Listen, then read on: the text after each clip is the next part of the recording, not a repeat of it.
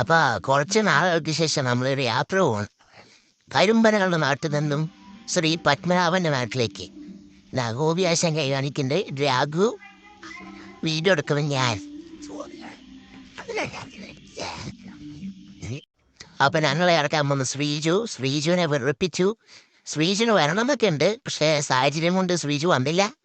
ശ്രീജുയുടെ ഭാര്യ ചീത്ത പറയുമെന്ന് പറഞ്ഞു. അതിൽ ഉൾപ്പെടുത്തണ്ടെന്ന് വിചാരിച്ചാണ്, പക്ഷെ ഒന്നും ഉൾപ്പെടുത്താനുള്ള സമാധാനമില്ല. അവൻ്റെ കുടുംബം കൂടെ ഒന്ന് കലങ്ങണം. ശ്രീജു മാത്രമല്ല, ടീമിൽ വേറെയും 1-2 പേരും കൂടെ ഒഴിവായിട്ടുണ്ട്. അപ്പം ഞങ്ങൾ നടത്തം തുടങ്ങി. റെയിൽവേ സ്റ്റേഷന് ചുറ്റും ഒരു മണിക്കൂറോളം നടന്നുണ്ടാവും. കാരണം ഞങ്ങൾ നേരത്തെ തന്നെ എത്തിയിട്ടുണ്ടായിരുന്നു. അവിടേക്ക് നിന്ന് നല്ല പെൺകുട്ടികളൊക്കെ നോക്കി ഞങ്ങൾ റെയിൽവേ സ്റ്റേഷനിൽ ഇറങ്ങി. അവിടെ നിന്ന് കുളിച്ച് ഫ്രഷായി നേരെ പഴവങ്ങാടി ഗണപതി അമ്പലത്തിൽ പോയി ഒരു തേങ്ങ അടിച്ച് തൊഴുത് നേരെ പത്മനാഭൻ്റെ മുന്നിലേക്ക് നടന്നു. രാഘു ഭാഗം തൊട്ടി ബംഗാളികളെ പോലെ നടക്കുന്നുണ്ട്. ഞാനാണെങ്കിൽ രസത്തിൽ മോഹൻലാലിലെ പോലെ ഭാഗം നോക്കിയിട്ടുണ്ട്. അങ്ങനെ പത്മനാഭൻ്റെ മുന്നിൽ നിന്ന് ഫോട്ടോ എടുത്ത് നേരെ പാർ ഹൗസ് 1929 ഉണ്ടാക്കിയ പാർ ഹൗസിൻ്റെ മുൻപെത്തി. അതൊക്കെ കണ്ടു.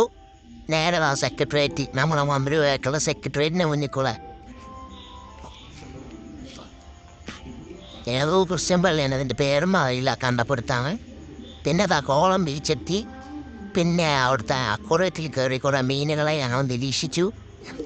എന്താ അതിൻ്റെ പേരൊന്നും അറിയില്ല, പക്ഷെ കുറേ തലങ്ങും വിലങ്ങും നടന്ന് നോക്കിയിട്ടുണ്ട്. മുള്ള മന്തി പോലത്തെ എന്തോ ഒരു സാധനമാണ്, പേരറിയില്ല. എന്താ എന്തോ ഒരു മീൻ, പേരൊന്നും അറിയില്ല. ഞങ്ങൾ കുറേ നോക്കിയൊന്നുണ്ട് അതിനെ. പിന്നെ അങ്ങനെ ഞങ്ങൾ നേരെ ഇന്ത്യൻ കോഫി ഹൗസിൽ കയറി ഫുഡടിച്ചു. അങ്ങനെ പിന്നെ തിരുവനന്തപുരത്തിനോട് പോയി പറഞ്ഞു. ഓക്കെ, ശുഭം.